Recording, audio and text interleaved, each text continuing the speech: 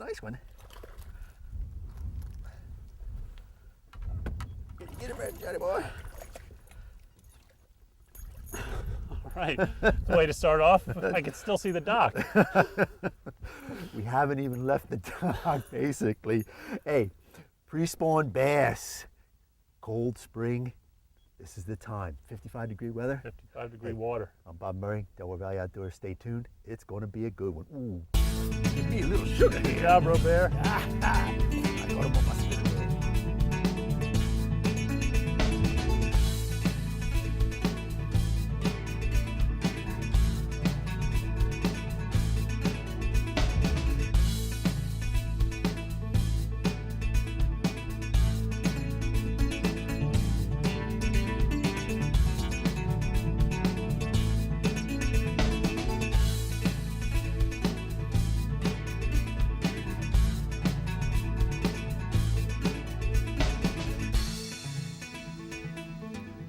I think you'll be okay with him.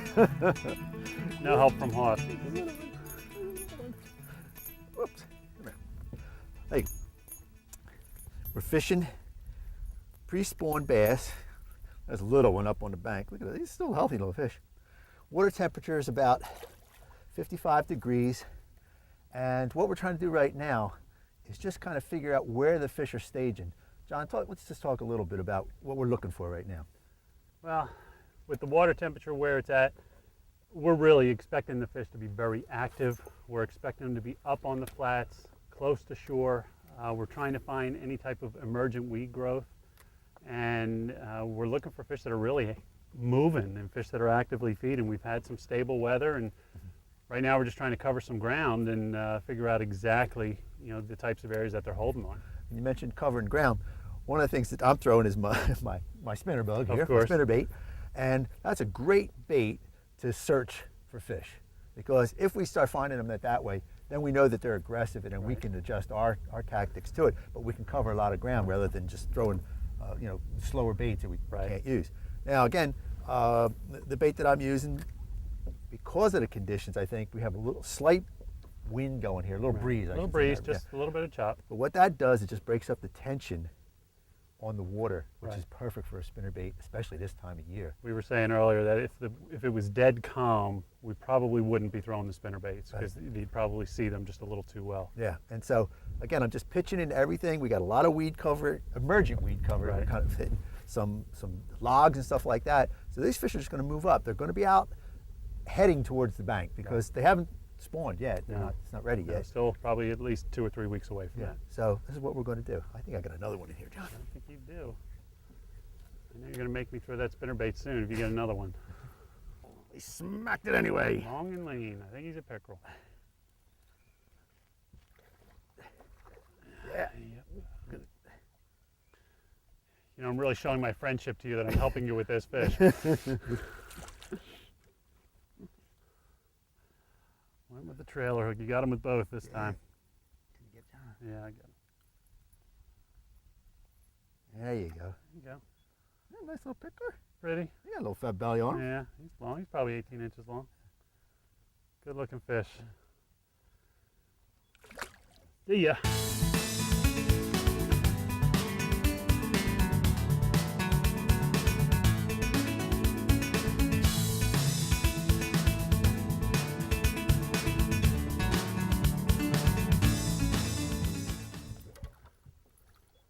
Oh, there you go.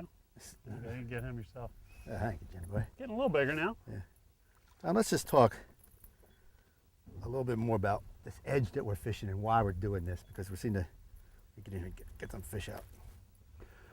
Well, we're hoping that we're trying to intercept these fish coming out of deep water and moving up onto these edges. We're trying to keep the boat right on the edge of where the weeds and where some of these lily pads are starting to come up. We've caught a couple fish like further up on the flats. We've kind of backed off now, and just to see if we maybe can catch a couple of bigger fish further out on the edge. And so it's just going to take some experimentation until we can really figure out exactly where most of the fish are. And we're actually kind of keeping an eye on a depth finder here to find where that edge is. Yeah. And that's really important to have that. And And water temperature's up to almost 57 degrees Yeah, here, that's good news for us. Yeah. I think the most important thing that tells us is water temperature and what the mood of the fish is, and can kind of tell you how fast you can fish, you know, how quickly you can. Got another?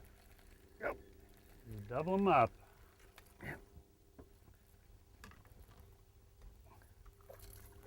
Now these, John, seem to be like males. Yeah, that's you know, you took the words right out of my mouth, Bob. That's what I'm thinking. You may be looking at some male fish that are running up, kind of check out a bed site before they're going to have a female come up and join them. Hopefully, if we keep at it, we'll catch the females. We'll keep finding some females. And what I've been doing with my spinnerbait is that I've been casting it out, and we got a lot of lily pads and stuff under that are not coming up. So what I've been doing is letting it tick that lily pad and letting it fall, and a lot of times that's when I'm really getting the hit. Is once I hit that lily pad, I pull it off and just let it flutter a little bit.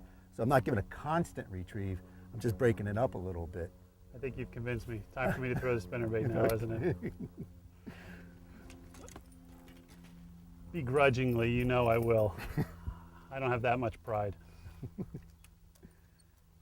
Two fish though here right in the same area. Yeah. Might be a spot we want to just kind of sit tight on and fish move up and back, right. back and forth fish a little it carefully bit.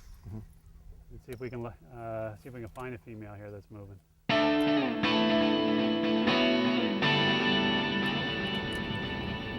Bob, I know we've seen a couple of those small fish that we've caught kind of further up on the flats. And sometimes this time of year, to catch a bigger fish, you may have to back off a little bit away from the edge and from some of the cover. And I think it just gives you a better chance to catch a bigger fish. If you're up for the females might be just beat out a little bit more. Right. There it is. Yeah. Away from that troll motor. Yeah. Come over here, sweetheart. Oh. Ah. Thank you. I appreciate you letting me catch one, all right? You know. I let you. You got him. You hung him good, John. Did he? Now, look at it on the outside of the mouth. It was very much like you said. It hit something, and it came through there, and I thought I had a hit, but it was just like that deflection off the. See if you can pull that off there. Once it deflected off that log, that was when he nailed it. Yeah, that's nice. Look at that. You're getting ready. Yeah, finally got ourselves a female. Yeah. Might find that the females just aren't quite up as far as the males are. It may be a little bit hanging more towards these back edges. Yeah. You know, look at the gut on that thing. Yeah, look at that gut. Woo-wee. Pretty. Thank you, sweetheart.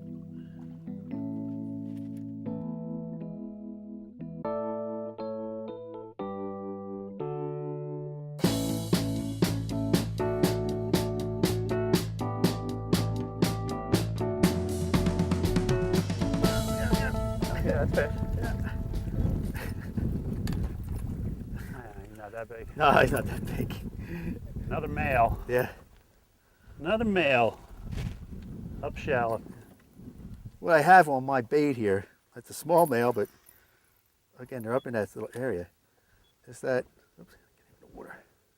What I put on, spinnerbait, I put on a trailer hook with it. And sometimes, you know, it's kind of, somebody will just slap at it. Right. And this trailer hook that I have on here will help us catch, you know, keep the fish on when sometimes they just nail it. Strike a little short on it.